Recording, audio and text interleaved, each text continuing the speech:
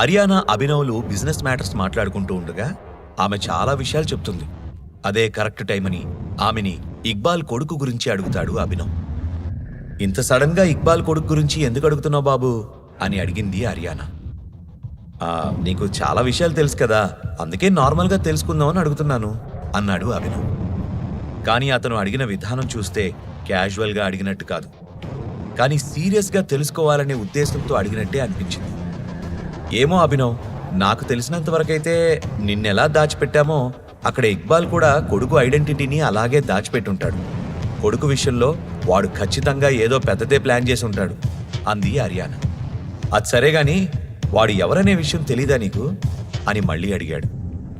నాకైతే తెలీదు, పోనీ నీకేమైనా తెలిస్తే చెప్పు, నేను కూడా నా జనరల్ నాలెడ్జ్ పెంచుకుంటాను అని రివర్స్లో అభినవ్నే అడిగింది అరియానా. నాకు ఎగ్జాక్ట్గా తెలీదు, వాడెవడో ఎలా ఉంటాడో ఎవరికీ క్లూ కూడా లేదంట అని డిసప్పాయింట్ అవుతూ చెప్పాడు అభినవ్. అక్రమ్ చెప్పినట్టు మన గ్రూప్లో ఉన్న ఆ స్పై ఇక్బాల్ కొడుకే అయి ఉండొచ్చు, కానీ ఇదంతా జస్ట్ గెస్సింగ్ గేమ్. వాడి ఐడెంటిటీ మనకి తెలియదు కాబట్టి వాడెవడో కనుక్కోలేకపోతున్నాం అంతే అంది అరియానా. నువ్వు ఎప్పుడైనా ప్రకాష్ అనే వ్యక్తి గురించి విన్నావా? పోనీ అతను ఎలా ఉంటాడో ఏమైనా ఐడియా ఉందా అని అడిగాడు అభినవ్. ప్రకాశా, అతనెవరు అని అనుమానంగా అడిగింది. అది సంగతి, అందుకే మీరెవరూ ఇక్బాల్ కొడుకెవరో కనుక్కోలేకపోయారు అని కామెంట్ చేశాడు అభినవ్. అంటే ఏంటి నీ ఉద్దేశం అని కొంచెం గంభీరంగా అడిగింది అరియానా. మీరు ఆ ఇక్బాల్ గాడి క్లబ్లో అడుగుపెట్టుంటే మీకేమైనా ఇన్ఫర్మేషన్ దొరికేది, కానీ మీరు అలా చేయలేదు కదా అంటున్నా అన్నాడు అభినవ్. వాడి క్లబ్కు వెళ్ళడం దానివల్ల మనకేం ఉపయోగం చెప్పు? ఇప్పటిదాకా అయితే మనకి ఇక్బాల్ కొడుకు నుంచి థ్రెట్ రాలేదు కదా అంది అరియానా. అక్కడే మనం శత్రువుని తక్కువ అంచనా వేస్తున్నాం అన్నాడు అభినవ్. సరే, నువ్వేం ప్లాన్ చేస్తున్నావో అది చెప్పు మరి అంది అరియానా. ఇక్బాల్ కొడుకు నిజంగా ఉన్నాడంటే అతను ఖచ్చితంగా సొంత క్లబ్స్కి వస్తూ పోతూ ఉంటాడు. వాడు ఉన్నాడా లేడా అని ఆలోచించడం కన్నా ఆ క్లబ్స్ మీద నిఘా పెడితే ఏదో ఒక ఇన్ఫర్మేషన్ తెలుస్తుంది. వాడు అటాక్ చేసే ముందే మనం రిటర్న్ అటాక్ ప్లాన్తో రెడీగా ఉండొచ్చు అన్నాడు అభినవ్. అవును, కరెక్టే అంటూ తలూపింది అరియానా. నువ్వు సీనియర్స్తో మీటింగ్ అరేంజ్ చేస్తా అన్నావు కదా, అప్పుడు నేను ఈ పాయింట్ హైలైట్ చేద్దాం అనుకుంటున్నాను అని చెప్పి 1 నిమిషం గ్యాప్ తీసుకుని చెప్పాలా లేదా అని తటపటాయిస్తూ, ఎలాగో టాపిక్ వచ్చింది కాబట్టి నీ దగ్గర దాచిపెట్టడం కరెక్ట్ కాదు అని చెప్తున్నా. నా గెస్ కరెక్ట్ అయితే నేను ఆల్మోస్ట్ ఇక్బాల్ కొడుకుని కనిపెట్టేసినట్టే అని రివీల్ చేశాడు అభినవ్. నిజమా? ఇంతకీ ఇక్బాల్ కొడుకెవరు అని ఆమె కూడా కుతూహలంగా అడిగింది. ఇందాక ప్రకాష్ అని ఒకడు గురించి అడిగాను కదా, వాడిని పట్టుకుంటే ఇక్బాల్ కొడుకు గురించి డీటెయిల్స్ తెలిసిపోతాయి అని చెప్పి దీర్ఘంగా శ్వాస తీసుకుంటూ, నా గెస్ కరెక్ట్ అయితే ఆ ప్రకాష్ గాడే ఇక్బాల్ కొడుకు కూడా అయి ఉండొచ్చు. I'm not very much sure about it అన్నాడు అభినవ్. ఏమంటున్నావు అభినవ్, నీ దగ్గర ఇన్ఫర్మేషన్ కరెక్టేనా అని కంగారు పడుతూ అడిగింది అరియానా. అభినవ్కి మాఫియా వరల్డ్లో ఎక్స్పీరియన్స్ తక్కువ, అతనికి చాలా విషయాల మీద ఇంకా అవగాహన లేదు కాబట్టి ఈ ఇన్ఫర్మేషన్ కరెక్టా కాదా అనే డౌట్ ఉంది ఆమెకు. కానీ కాన్ఫిడెంట్గా తలూపుతూ పక్కా అన్నాడు అభినవ్. ఈలోగా అతనికి భారతి నుంచి కాల్ వచ్చింది. హలో, చెప్పమ్మా, నీ పని అయిపోయిందా అని అడిగాడు అభినవ్. అయిపోయింది బాబు, ఇప్పుడు నీ దగ్గరికే బయలుదేరాను. నువ్వు నీ ఆఫీస్లోనే ఉన్నావు కదా అని అడిగింది. ఆఫీస్ దగ్గరలోనే ఉన్నాను, నువ్వు వచ్చేలోపు నేను కూడా వచ్చేస్తాలే అని చెప్పి కాల్ కట్ చేసిన అభినవ్ అరియానా వైపు తిరిగి, నాకు ఒక ఇంపార్టెంట్ మీటింగ్ ఉంది, బయలుదేరాలి అన్నాడు. సరే, మళ్ళీ కలుద్దాం అంటూ అరియానా అక్కడి నుంచి ఇంటికి బయలుదేరింది. అభినవ్ ఫాస్ట్గా అక్కడి నుంచి ఆఫీస్కొచ్చి తన క్యాబిన్లో కూర్చున్నాడు. ఇంటర్కామ్లో అతని కోసం ఒక ఆవిడ వెయిట్ చేస్తుంది అని ఇన్ఫర్మేషన్ రాగానే ఆమెని లోపలికి పంపించమని టీనాకి చెప్పాడు. ఇంకొన్ని నిమిషాల్లోనే భారతి లోపలికొచ్చింది. సీట్లో నుంచి పైకి లేచిన అభినవ్ ఆమెను రిసీవ్ చేసుకుని కూర్చోబెట్టాడు. నేనే ఇంటికొచ్చి కలిసేవాణ్ణి కదా, నువ్వు శ్రమ తీసుకుని ఇక్కడి దాకా రావాలా అని అడిగాడు అభినవ్. మరేం పర్లేదు బాబు, ఎలాగో దగ్గరలో ఉన్నానని వచ్చాను అని సంతోషంగా చెప్పింది. నీ మొహంలో నవ్వు చూస్తుంటే ఏదో విశేషమే ఉందనిపిస్తుంది, ఏంటి సంగతి అని కళ్ళెగరేస్తూ అడిగాడు అభినవ్. మన క్రీమ్ని తయారు చేయడానికి కొన్ని వైల్డ్ ఫ్లవర్స్ అవసరమని అనుకున్నాం కదా, అవన్నీ దొరికేశాయి. క్రీమ్ తయారు చేయడానికి కావాల్సిన ఇంకొన్ని వస్తువులు కూడా దొరికాయి, కాకపోతే ప్రస్తుతానికి మాత్రం సరిపోతాయి. ప్రొడక్షన్ స్పీడ్ పెంచినప్పుడు మనం ఇంకొన్ని ఫారెన్ నుంచి తెప్పించుకోవాలి. మన దగ్గర అందుకు కావాల్సిన మనీ ఉందా అని నిన్ను అడుగుదామని వచ్చాను బాబు అని అడిగింది. ఆల్రెడీ నీకు మేనేజర్గా ఫుల్ పవర్స్ ఇచ్చేస్తున్నాను. ఏది కావాలంటే అది తెప్పించేసుకో, మనీ గురించి వరి అవ్వద్దు అని చెప్పాడు.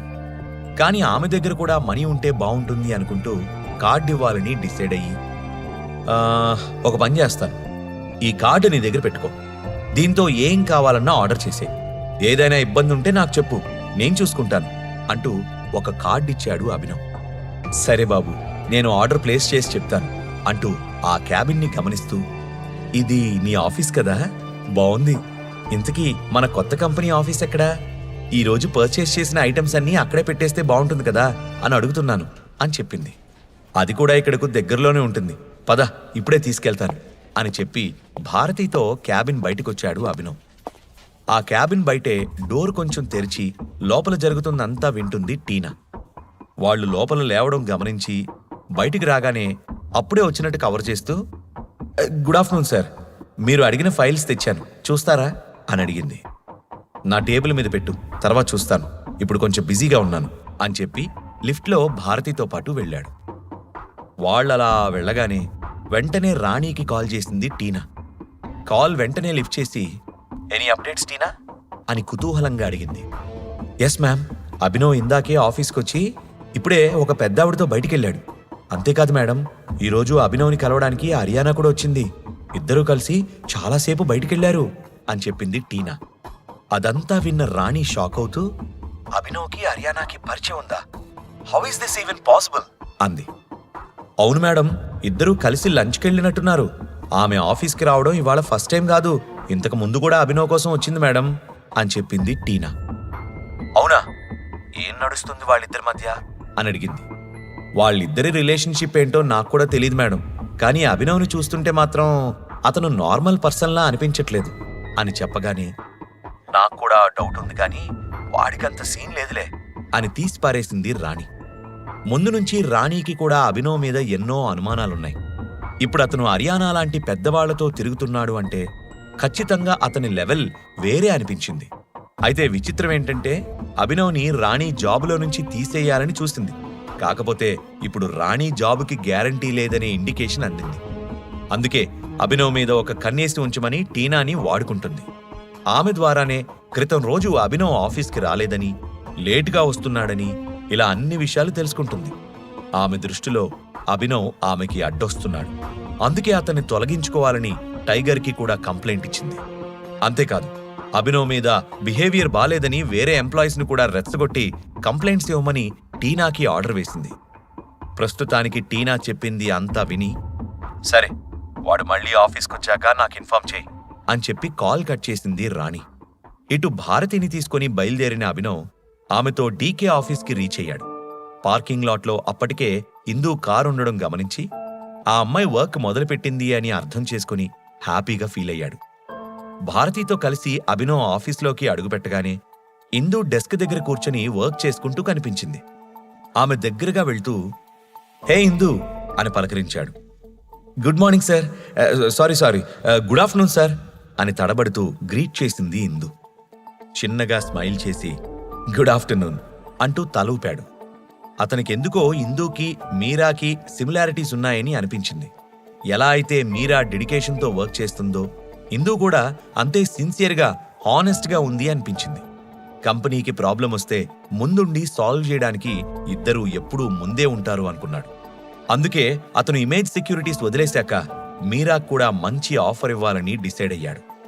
ఈలోగా భారతిని పరిచయం చేస్తూ, నీకు క్రియేటివ్ మేనేజర్ని పరిచయం చేస్తా అని చెప్పాను కదా Indu, so meet our new creative manager Mrs Bharati అని చెప్పాడు.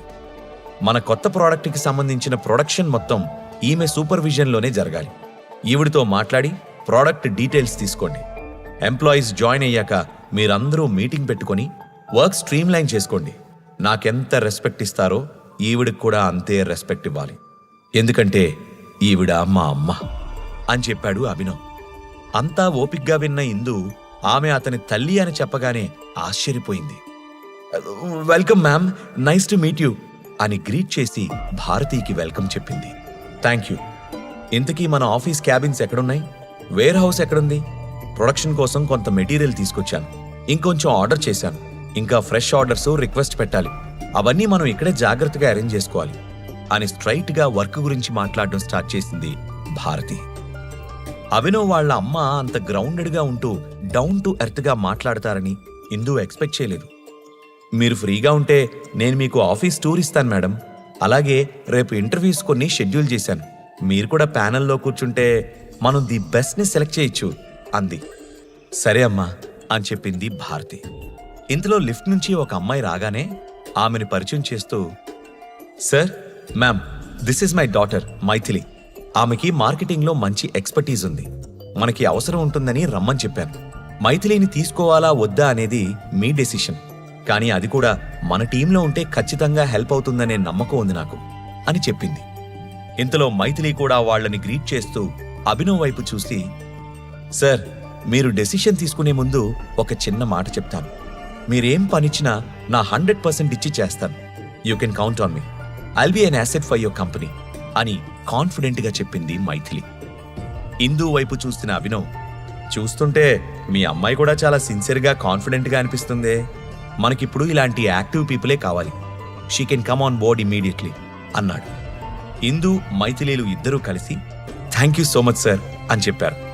ఆ హ్యాపీ మూమెంట్లో మైథిలిని గట్టిగా హగ్ చేసుకుంది ఇందు. అది చూసి భారతి కొంచెం ఎమోషనల్ అయింది. ఈలోగా అతని ఫోన్ రింగ్ అవడంతో ఎవరా అని చూస్తే వైభవి నుంచి మీటింగ్ ప్లేస్కి సంబంధించిన డీటెయిల్స్ వచ్చాయి. ఓహో, వైభవికి నిజంగానే నన్ను కలవాలనుందనుకుంటా. పొద్దున్నేదో డెస్పరేట్గా ఉండి కాల్ చేసిందనుకున్నాను అనుకున్నాడు అభినవ్. అభినవ్ ఇలా ఆలోచిస్తున్నాడు, కానీ అటువైపు వైభవి మాత్రం అభినవ్ని పక్కాగా ప్లాన్ చేసి ట్రాప్ చెయ్యాలని చూస్తుంది. పాపం అభినవ్కి ఈ ప్లాన్ కానీ ఆమె వెనక ఎవరున్నారో కానీ అస్సలు తెలీదు. ఇప్పుడు ఏం జరగబోతుంది? అభినవ్ని వైభవి ఎక్కడ కలవనుంది? అభినవ్తో వైభవి ఏం మాట్లాడబోతుంది? అభినవ్కి వైభవి ఇంటెన్షన్స్ అర్థమవుతాయా, లేదంటే ఆమె ట్రాప్లో పడతాడా? ఈ ప్రశ్నలకు సమాధానాలు తెలుసుకోవాలంటే నెక్స్ట్ ఎపిసోడ్ వినాల్సిందే. క్రింద ఇచ్చిన లింక్ ని క్లిక్ చేసి పాకెట్ ఎఫ్ఎం యాప్ ని ఇన్స్టాల్ చేసుకోండి. Stay tune to pocket FM.